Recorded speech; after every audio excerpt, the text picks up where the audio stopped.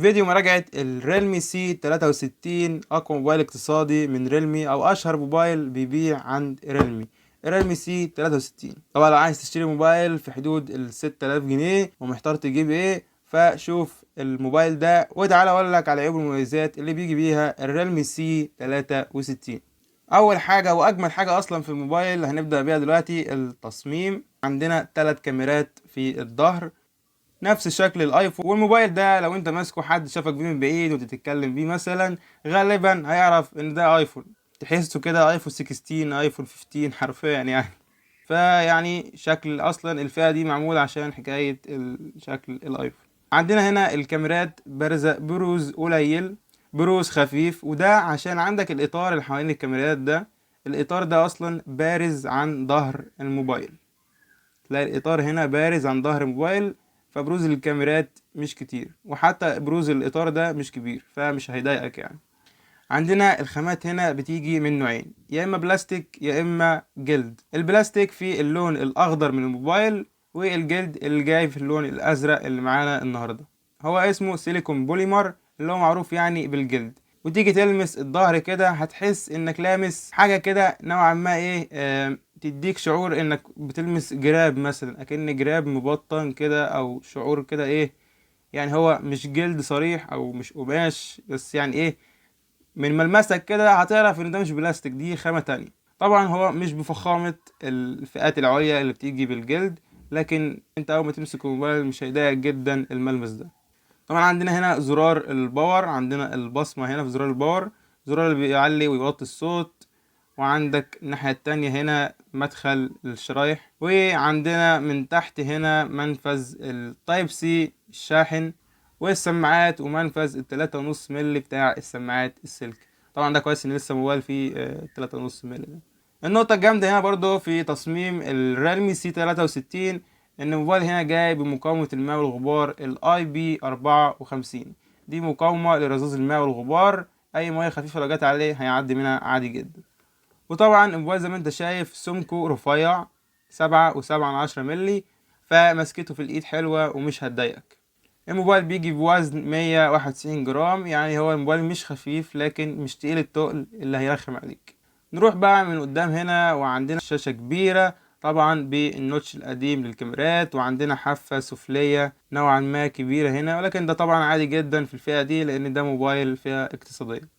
فشاشة يعني بتصميم عادي جدا. ونروح للشاشة، وعندنا هنا شاشة كبيرة 6.75 انش اي بي اس ال سي دي بجودة ال 1600 في 720 بكسل، يعني انت عندك هنا 260 بكسل في الانش. الشاشة جاية بتردد 90 هرتز، تردد كويس جدا ان هو موبايل يجي فيه 90 هرتز، ده رضا قوي يعني على الفئة السعرية دي. سطوع الشاشة بيوصل ل 560 نتس، وزي ما انت شايف ده اقصى سطوع يوصل للموبايل. طبعا انت بتستخدم الشاشة دي في البيت في اي حتة بعيد عن الشمس، زي ما انت شايف السطوع بتاعها مقبول، مرضي، مش هيزعلك في حاجة. كويس، هو مش اعلى حاجة، هو بصراحة الناس اللي بتحب السطوع العالي في الشاشات، لا ده مش جايب شاشة فيها سطوع عالي. السطوع هنا يعتبر اساسي جدا، فلو انت بتستخدم الشاشة دي تحت الشمس للأسف مش هتشوفها، هتبقى الراية تحت الشمس هنا صعبة جدا، لأن في شاشات أعلى من دي بتوصل ل 800 نتس وبتبقى برضو يا دوبك شايفها، فتحت الشمس مش أحسن حاجة في السطوع. نروح بقى للأداء، وعندنا هنا السي 63 جاي بمعالج من يونيسوك تايجر تي 612، معالج 12 نانومتر، هيأدي معاك جدا في المهام اليومية، سوشيال ميديا، التصفح، مش هيأثر معاك. ولكن ده مش أقوى معالج ممكن تستخدمه في 2025، يعني هو هيقضي معاك الأساسيات. المعالج ده تقريبا قريب للميديا تك الهيليو جي 85، لكن نوعا ما احنا بنفضل الجي 85 لانه يعني ايه معروف ومستخدم كتير. بس لا، في المجمل يعني هو مش هيعمل معاك مشكلة، وهو موجود في كذا موبايل وتجربته مش وحشة ومش سيئة. وعندك هنا الأداء الطبيعي يعني بتاع الموبايل عادي، مفيش أي مشكلة. الموبايل بيجي مع 6 جيجا رام، 128 جيجا. يعني من الآخر الموبايل ده عشان تبقى عارف انت هتشتري ايه، الموبايل ده آخره سوشيال ميديا، فيسبوك، واتساب، شوية ألعاب خفيفة تسلي بيها نفسك، مكالمات، اكتر من كده مش هيأدي ومش هيعمل حاجة، وده مش عيب فيه لان ده موبايل فئة اقتصادية، واحنا عارفين موبايلات الفئة الاقتصادية يا دوبك بتقدم الحد الادنى، واحنا عارفين ان الموبايلات الاقتصادية ده الطبيعي فيها دلوقتي. نروح بقى للكاميرات، وعندنا ريلمي سي 63 هنا ما بيجيش بثلاث كاميرات زي ما انت شايف، هي كاميرا واحدة 50 ميجا بكسل. الكاميرا التانية دي اعتبرها منظرة، اعتبرها ملهاش لازمة مش مشكلة. ومعانا التالت ده الفلاش، فهو بيجي بكاميرا واحدة 50 ميجا بكسل فتح حدثة 1.8، بيدعم التصوير الفيديوهات الفول اتش دي 1080 30 فريم، يعني الحد الأدنى من التصوير اللي ممكن تلاقيه في أي موبايل. ده عادي جدا، في موبايلات أغلى من كده بتصور 1080، فمفيش مشكلة مع الموبايل يعني. وعندنا كاميرا سيلفي 8 ميجا بكسل. فيعني الكاميرات هنا كاميرا رئيسية هتأدي معاك، هتاخد منها صور هتبسطك، لكن صور فئة اقتصادية. حابب أكد لك تاني أو هتنسى إن الموبايل ده موبايل فئة اقتصادية، يعني ما تستناش منه كاميرا حلوة ولا شاشة حلوة، لا طبعا.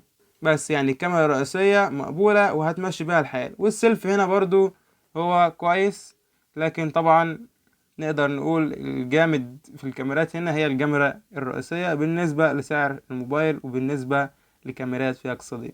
طبعا مش محتاج اقول لك انت عشان تطلع صور جامدة من الموبايل هنا يفضل اغلب صورك تبقى في اضاءة عالية زي اضاءة الشمس. ففي اضاءة الشمس مع اضاءة كويسة انت هتطلع صور الموبايل ده مرضية جدا بالنسبة لك. لكن طبعا لو يهمك التصوير وعايز كاميرا كويسة تطلع صور كويسة، فانت مضطر هنا تزود الميزانية لحدود 8000 جنيه عشان تلاقي موبايل كويس بكاميرا كويسة تعتمد عليها فعلا، وموجودة على فكرة. لكن احنا هنا بنتكلم لواحد الميزانية معاه محدودة ومحتاج يمسك موبايل مكالمات السوشيال ميديا وتصوير خفيف، فالموبايل ده هيقدم معاك جدا. نروح بقى للبطارية، عندنا هنا بطارية 5000 ملي أمبير، ريلمي سي 63 جاي بطارية 5000 ملي أمبير. حقيقة الرقم ده الطبيعي، الموبايل هيكمل معاك اليوم عادي جدا مفيش مشكلة. واللي أجمد من إن البطارية جاي 5000 ملي أمبير هنا إن إحنا معانا شاحن جاي في العلبة، شاحن 45 واط. موبايل فئة اقتصادية بشاحن 45 واط جاي معاك في العلبة، معاك كمان الكابل، انت جايب موبايل ومش محتاج تشتري اي حاجة تقريبا. طبعا 45 واط ده حاجة بجد ابهرتني، خلتني مبسوط جدا من الموبايل، لان طبعا موبايلات الفئة الاقتصادية يعني اخرك شاحن 15 واط 20 واط، لكن هنا عندك 45 واط. الله ينور يا ريلمي، فياريت يعني بقى الشركات كده تاخد بالها من الموضوع ده ويدعموا لنا سرعات عالية. والشركات اللي ما بتحطش الشاحن في العلبة يعني ياريت الناس تركز كده، ونرجع نحط الشاحن تاني في العلبة. وعلى فكرة كمان معانا جراب شفاف جاي في العلبة. الموبايل بيدعم طبعا البلوتوز وواي فاي 5، وعندك بصمة في زرار الباور. يلا بقى بينا نقرب ايه البصمة.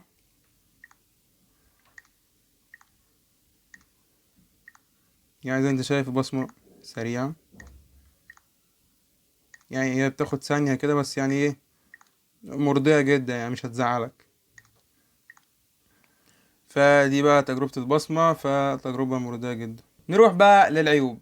عيوب السي 63، زي ما انت شايف الموبايل فيه مميزات كتيرة، لكن طبعا مفيش موبايل من غير عيوب. سطوع الشاشة هنا قليل 560 نتس، السطوع ده تحت الشمس انت مش هتعرف تستخدم الموبايل تقريبا، يعني حاول على قد ما تقدر تبعد عن حوار الشمس ده عشان السطوع هنا مش احسن حاجة.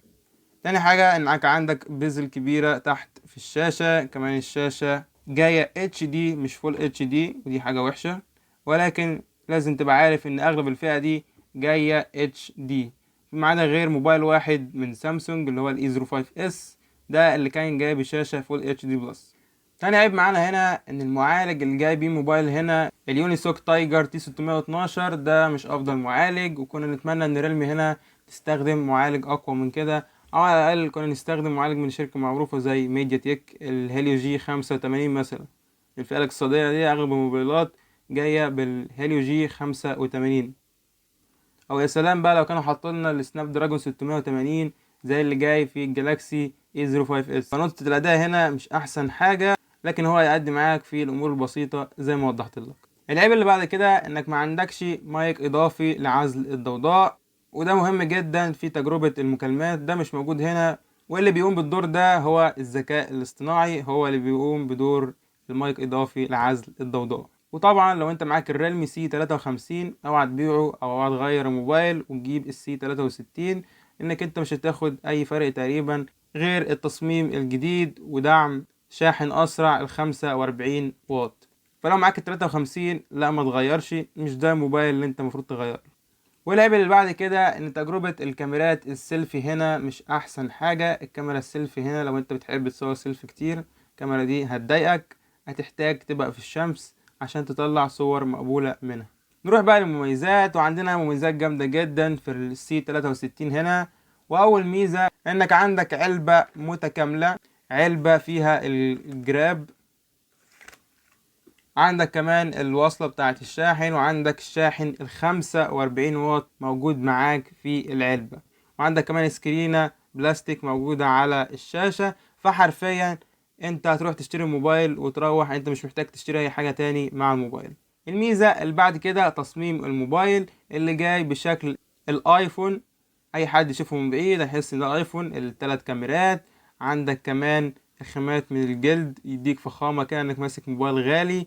كمان سمك الموبايل هنا رفيع مش تخين، وعندك شاشة كبيرة 6.75 انش، وكمان عندك الاي بي 54 طرطشة المية، ونوعا ما الموبايل هنا مقاوم للصدمات بدرجة كويسة.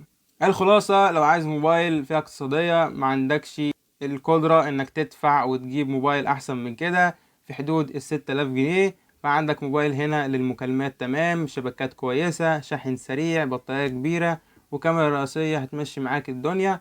فالريلمي سي 63 هنا جاي يقدم لك خلطة المواصفات دي، وكمان للناس اللي بتحب الموبايلات اللي شبه الايفون. النسخة ال 128 جيجا مع 6 جيجا رام دي عاملة في حدود ال 6300 جنيه، وطبعا الأسعار تختلف من مكان للتاني، ده لو الأسعار يعني مغليتش الفترة الجاية دي. ولو انت مش عاجبك السي 63 وعايز تزود شوية في حدود 8000 جنيه وعايز كاميرا كويسة، فشوف مراجعة الجالاكسي 16 اللي احنا عملناها. وبس كده، لو عندك اي حاجة انزل نورني في التعليقات وانا هرد عليك. مع السلامة.